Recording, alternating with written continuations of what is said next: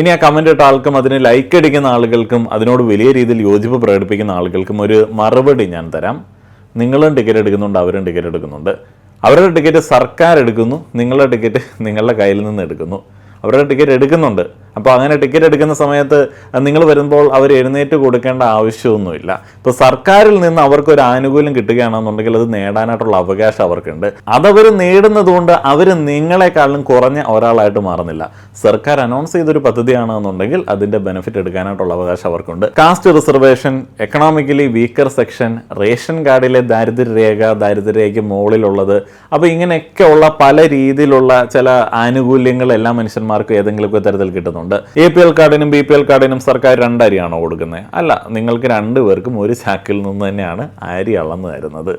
അതേപോലെ തന്നെ ഇപ്പോൾ റിസർവേഷൻ വഴി ഒരു കോളേജിൽ അഡ്മിഷൻ കിട്ടുന്ന ഒരു വിദ്യാർത്ഥി മുന്നിലത്തെ സീറ്റ് ഇരിക്കേണ്ട, പുറകിലത്തെ സീറ്റ് ഇരുന്നാൽ മതി എന്ന് ആരെങ്കിലും പറയുമോ?